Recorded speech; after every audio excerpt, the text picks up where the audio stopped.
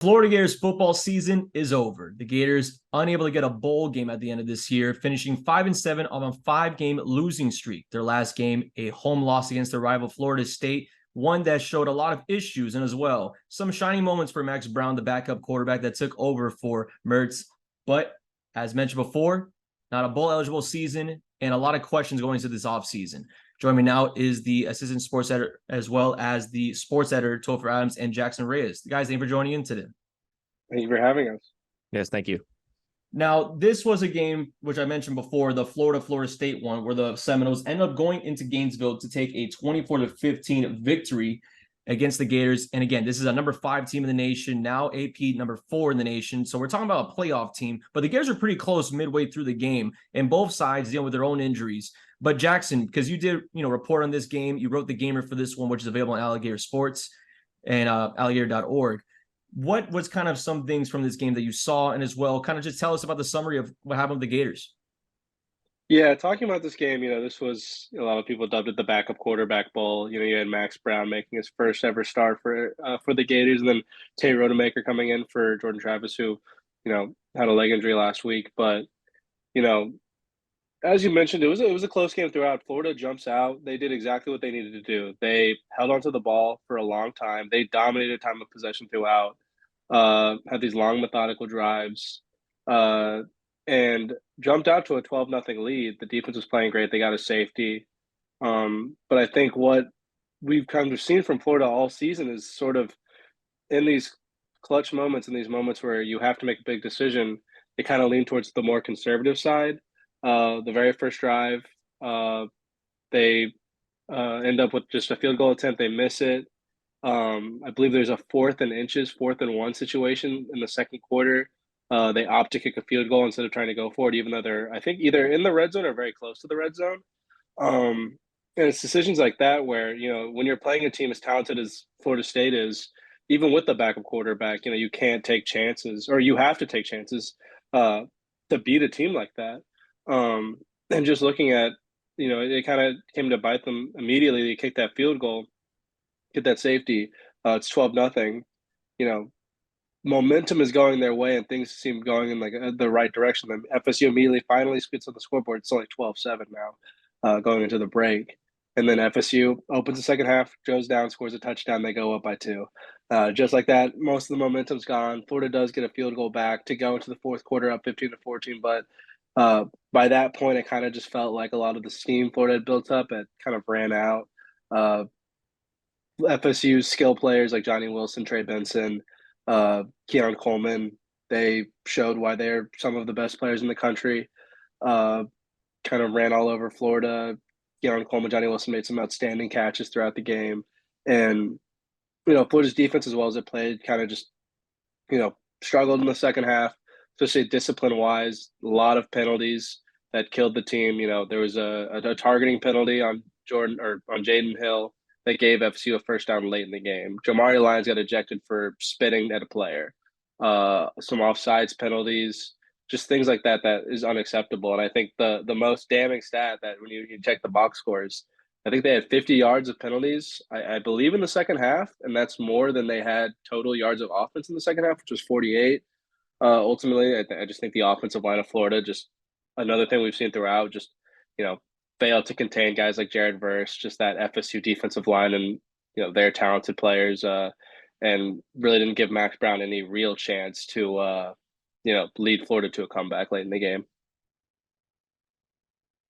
Yeah, and also as you mentioned with Max Brown, I mean, this was kind of, out of nowhere. Graham Mertz, the main starting quarterback for the Florida Gators throughout the entire season, he goes down in the middle of the Mizzou game, and then you find him now in a huge rivalry game. But Topher, I'm just kind of curious from you, what did you saw from Max Brown? I mean, again, this was his first game under the lights in Ben Hill Griffin Stadium. Was there like a lot of things where you saw where it was just kind of, that first time ever, kind of mental mistakes, or you saw more of a composure out of him? Max Brown had an interesting game, I'd say. You mentioned it. He's a young guy, first ever experience, redshirt freshman. Didn't play. I don't think he played at all last year. If he did, it was only like handing the ball off twice. Had hardly played this year before the Missouri game. to be fair to Max Brown, I think he was put in a lot of difficult spots. I mean, Jackson, you mentioned the offensive line, especially in the second half.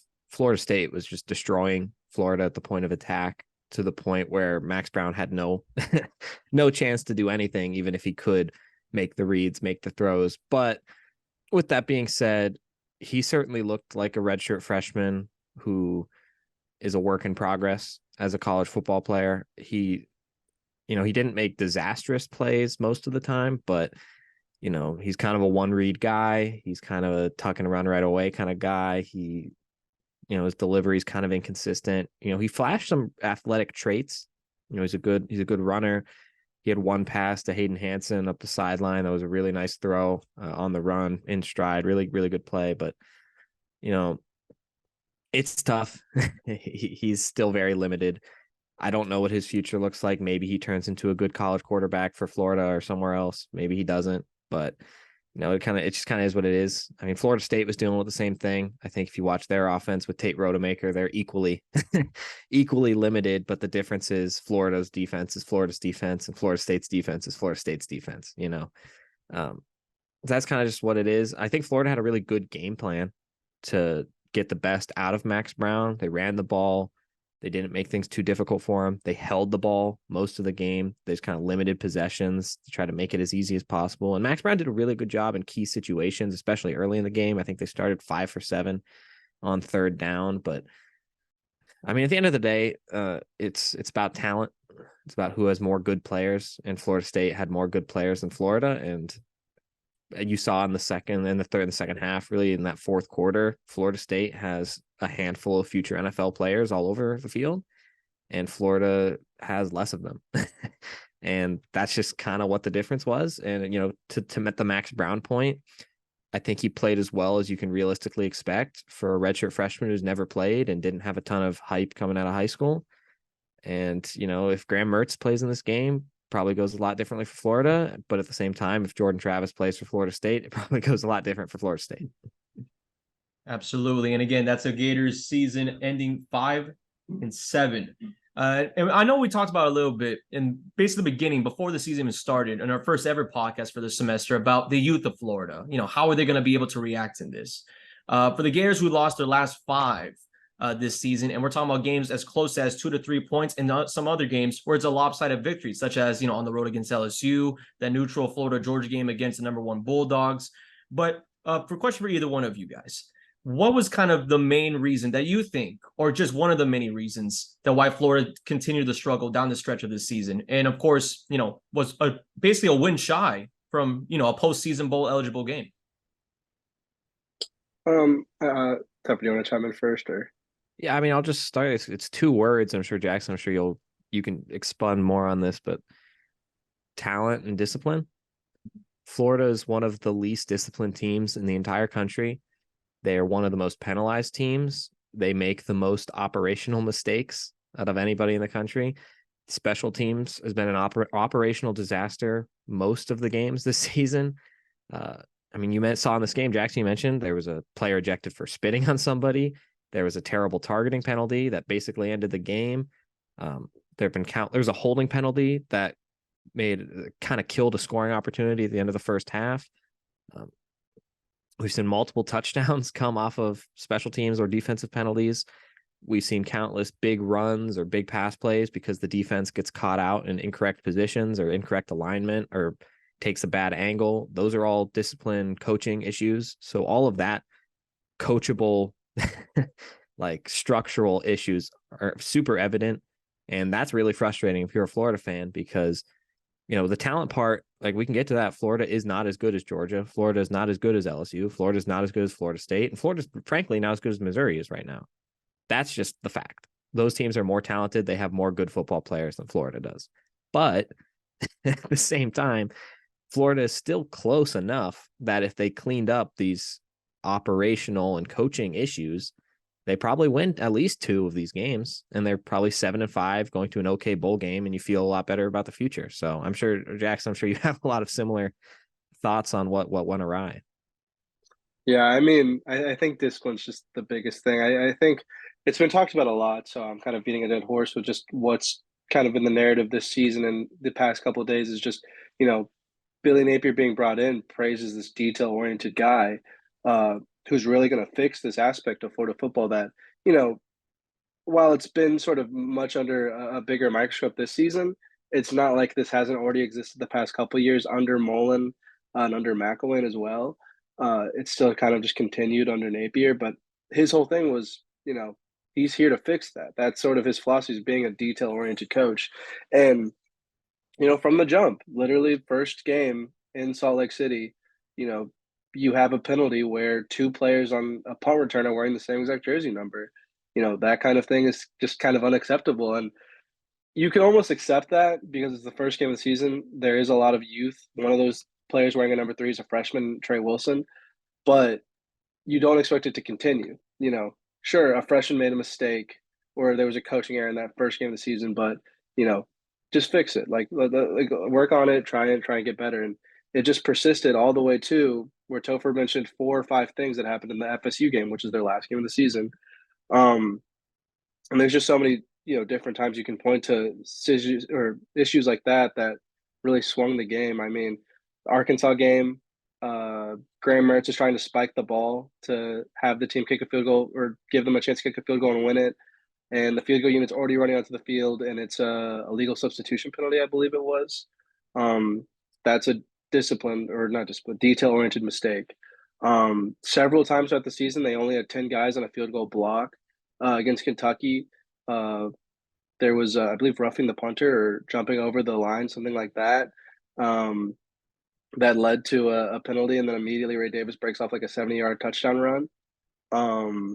You know, and I'm sure there's more I can think of off the top of my head, but so many of these cases where, you know, not necessarily the Kentucky game because that one was a little bit more out of hand, but so many games where 1 or 2 penalties just really swung the result of the game. And, you know, Florida's doing all it can to give himself a chance to win when they are at a talent deficit against teams like LSU, Missouri, FSU. And when you have these issues like this that have persisted all season, you know, you're never going to give yourself a chance to win these games. And as you mentioned before, a lot of those games, SEC games, 3-5 conference record for the Florida Gators. And I know this is more or less of a question kind of out of left field, but especially now in college football, we've been kind of seeing kind of, you know, the coaching cycle taking place right now. Guys are getting fired from their programs. Now new ones are coming in, interim coaches. In the sense of the coaching aspect, of course, for Billy Napier, only in his second year in the program, last year being bowl eligible with 6 wins, and then now this year, 1 shy. But of course, there is some promise. How soon, or if not, is it now the right time to say panic in Gainesville? I mean, what's the future right now looking like for Billy Napier's program and as well for Billy Napier's position as the head coach for the Florida Gators?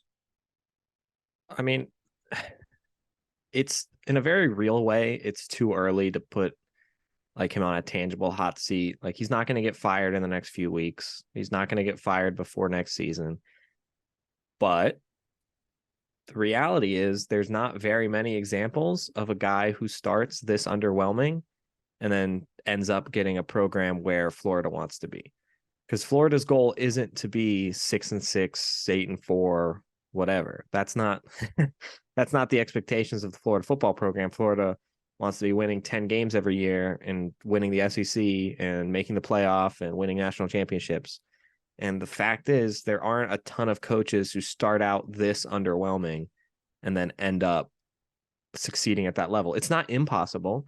And obviously, the example everybody points to is Mike Norvell at Florida State. He missed a bowl game both of his first 2 seasons. They lost to an FCS school his second season.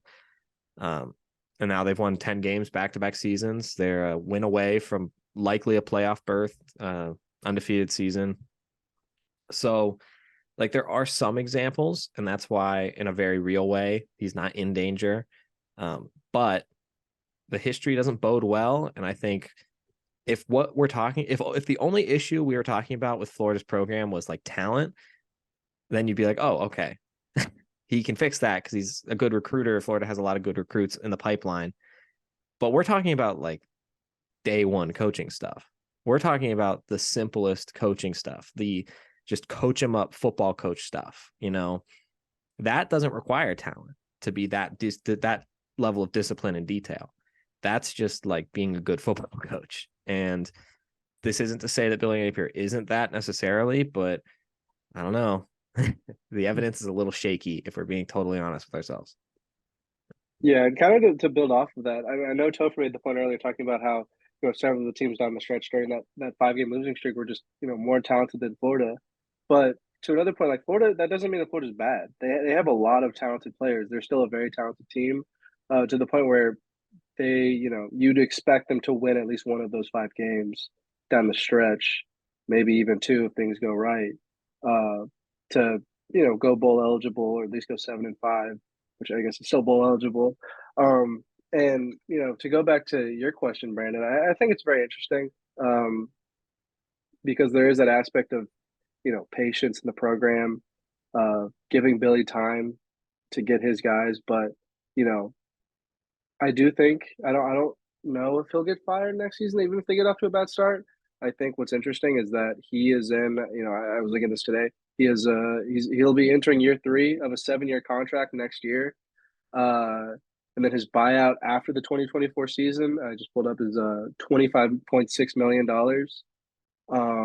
I'm very curious. I don't have the top of my head if they're still paying the McElwain buyout or if they're still paying the Mullen buyout. I don't know how many buyouts they can stack up before, you know, bigger questions need to be asked. But, you know, to Topher's other point though, I do think like to this underwhelming of a start, there can only be so much patience. When you look at the Florida's last 3 coaches, Will Muschamp went to a Sugar Bowl his second year, still was bowl eligible 3 of his 4 years. You look at McElwain, they had disappointing finishes to his first 2 years, but in 2 of his 3 years, they were bowl eligible. In both those years, they also went to the SEC championship. And then obviously Mullen, I believe 10-win seasons in his first 3 years, including 3 New Year's Six Bowls and an SEC championship appearance. Obviously things went awry his final season, and the recruiting went downhill, took a turn. But we're talking about 3 coaches who, at the very least, either made an SEC championship game or won or went to a New Year's Six Bowl in the first 2 or 3 years of their coaching tenure.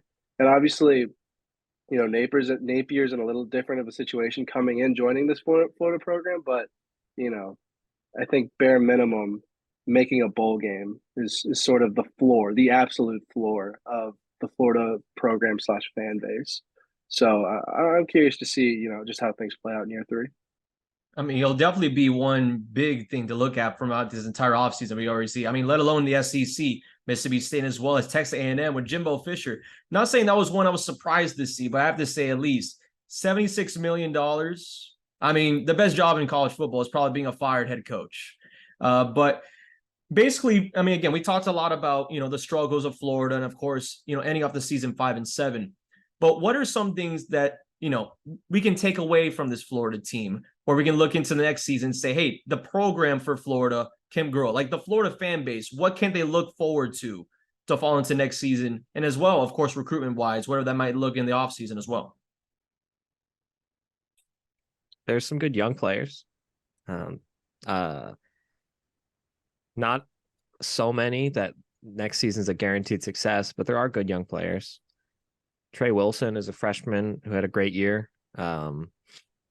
There's some promising young guys all across the defense who played sparingly and they had their moments. I think something that's exciting is Graham Mertz had his best season as a college player this year. Billy Napier has kind of a mixed history with quarterbacks, but this is an undeniable success for him. So that bodes well for his ability to work with quarterbacks. So you'll have Graham Mertz back next year. Plus you'll have DJ Lagway, 5-star, one of the best high school quarterbacks in the country this year. He'll come in to be the heir apparent, maybe have some gadget packages next year. So those are exciting things to build on. I'm going to be honest, I don't have a ton of optimism unless a lot of these freshmen and sophomores take a huge jump, which is not impossible, but it's a little shaky. But, there are certainly things to look at and be optimistic about. And, the recruiting class has taken some hits, but it is still a really good class and it has potential to get even better. Yeah, I'd go off that. I think just looking at the young players, as where you really have to look at to try and stay optimistic about this team. I think at the very least, one thing Billy Napier's kind of proven so far through his first 2 years is I think his ability as a talent evaluator, and just in terms of high school recruits, has sort of paid off. You know, Trey Wilson, Stephen mentioned, has looked really good. Um, Guys like Jordan Castell was a 3-star. You know, he struggled at certain points, but overall, I think he had a good season, especially for his high school ranking and starting as a true freshman. Guys like TJ Searcy, Chris McClellan, and their, the action they saw, I think they looked really solid. Guys like that, Devin Moore, when he can stay healthy, looks really solid. And, looking at guys like Montrell, and then obviously last season, Osiris Torrance, transfers he brought from Louisiana, those are guys he, scouted when he was at Louisiana. So, and then Trevor Etienne and other guys. So I think, with the recruiting class, I think being 5 now, even despite losing 3 recruits, uh, that's still a solid class, top 5. And, if you're continuing, if this trend holds true that, you trust in Billy Napier's ability as a talent evaluator, which has kind of proven true so far, then you would hope that things like the discipline and the detail things, they work on that and they do fix it. And I think the talent can get there where it needs to be to compete with these other programs in the SEC. I mean, as you mentioned before, with the recruitment as well as the high level recruitment that Billy Napier and the football program at Florida is doing, I mean, it's going to be basically, put down in the cooking pressure, right? I mean, we're talking about a schedule in 2024. University of Miami comes to Ben Hill Griffin Stadium. UCF, who's been making strides right now. They're a new conference out there, but then also Tennessee, Georgia, as per usual. Now you have the SEC with Texas, Oklahoma playing over there in Texas, and as well as LSU coming to Gainesville. And the last time the Tigers came, it wasn't really a good outcome for the Florida Gators, let alone the past 2 seasons under Billy Napier against LSU have not been good results for the Florida Gators. So it's going to be a very difficult schedule up ahead for them. But again, I really do appreciate you guys' time for this podcast, of course. But last 2 questions I have, one of them being, of course, what are your takeaways from this Florida program going? And I know we talked a lot about it, going off season this season, but what's one of the biggest takeaways or final things you want to say about this Florida program in the 2023 season? Underwhelming. I think Florida football, there's so much potential that just it's obvious when you're in a region as talented as Florida. Proximity. So obviously you have the in-state guys here, proximity to Georgia, proximity to Alabama, winning history, facilities are the best they've ever been. But, the results have been a slow decline basically for a decade, with occasional peaks and valleys. And this was supposed to be a movement season, an improvement season. Last year was 6-6, up and down, some highs, some lows. I think realistically, this could have been a 7, maybe even 8-win team, depending if a couple breaks go their way. And instead, it's 5-win team. They don't even make a bowl game. It's just tough. It's frustrating because, if they just win 2 more games, let's say they make that field goal against Arkansas, that's a win. And then, I don't know, flip whatever result you want in your head. And that's 7 wins. Because Missouri. Okay. They guard Luther Burden on the 4th and 17. Exactly. They get a stop on 4th and 17, and they make a 40-yard field goal. It's a 7-win team with 2 high-level ranked wins against division opponents. You're going to a bowl game. You have a top 5 recruiting class. That feels so much different than what Florida feels like right now. And it just comes back to discipline and details. And that's so frustrating because those feel like the things that should come first. And they're the things Billy Napier said would come first, but they haven't, and they've debatably regressed from last year. So when I'm looking at the state of Florida's football program, I'm just underwhelmed and a little bit frustrated. And I'm curious to know if that's going to improve or if this is like a little blip and it's just kind of like coasting and then it shoots up next year, or if this is a beginning of the end and Florida's going to have to hit the reset button in like a year or 2's time. Yeah, I think for me, these next couple months are going to be huge. You have early signing day next month, next couple weeks. So, depending on how that plays out, I think is going to be big. holding on to the guys they have because they still have a lot of top name guys like Lagway, like Xavier Filsame, who I believe is number one, if not number two, safety in the country. Uh, Other talented guys, if they can land on guys like Jordan Seaton, who's a 5-star offensive lineman at IMG Academy, guys like that. I know they're making a serious push for Jeremiah Smith, who's the number one wide receiver and player in the country, I believe. Uh, you know, so I don't know if they'll get him, but it's like, they're making a push. They're clearly making an effort. And, you know, bring home a really good recruiting class that I think that kind of saves face, or at least, heightens what was an underwhelming and ultimately disappointing season. I know 5-7. It's kind of funny. A lot of people preseason kind of projected Florida to go 5-7, 6-6, and some people even said as low as like 3-9, 4-8, and they basically met a lot of preseason expectations just on the record of like looking at the big picture. But then you kind of look in and you see how it got there, and you can't help but be extremely disappointed with that. You're 5-2. They had won their first true road game under Napier. It's an SEC team in South Carolina. You head into the bye week, and then they end the season with five straight losses. And as Topher mentioned, maybe you make that field goal, maybe you get a stop on 4th and 17 against Missouri. That's a 7-5 season, 4-4 in the SEC, or excuse me, that'd be 5-3 in the SEC, which 5-3 isn't great, but that's a winning record's huge in such a competitive, tough conference. Especially when you say you wins over Tennessee and Missouri theoretically. But yeah, I think these next couple of months, in terms of what Napier does in terms of recruiting, if there's any coaching changes made, things like that they kind of need to do to change the complexion of how the season went. And again, Florida Gators ending off their season 5-7, 3-5 conference play, and only one win, the lone win in the Billy Napier era on the road, being that game against the South Carolina Gamecocks, October the 14th. But before we leave this podcast, for those who do not know, this will be the last semester for Jackson, well as Topher at the Alligator, and as well for myself. However, for them, it's been a long road for them. I mean, I know Topher has covered this football program at least 2 seasons straight, and then for Jackson, basically traveling the entire, like, what were you in Utah? Like, I don't know how many miles you guys traveled throughout the season, but a lot of trips, a lot of Whataburger eats. But Jackson, I was just curious for you to start us off. What was that experience like for you this season as well? I mean, what do you take away from your Alligator experience covering this football team? Yeah, I mean, for me personally, even with an underwhelming season, I'd say it was really special to be on the beat and get to cover it. My dad went to UF, so I've basically grown up watching the Florida Gators as long as I can remember, as long as my conscious brain has been. So, I never saw myself being in a position to be able to cover this team, especially as a senior at UF. Has been really special, and to not just do that, but also get to travel to places like Salt Lake City, South Carolina, LSU, cover Florida, Georgia, which is one of the more historic rivalries in college football.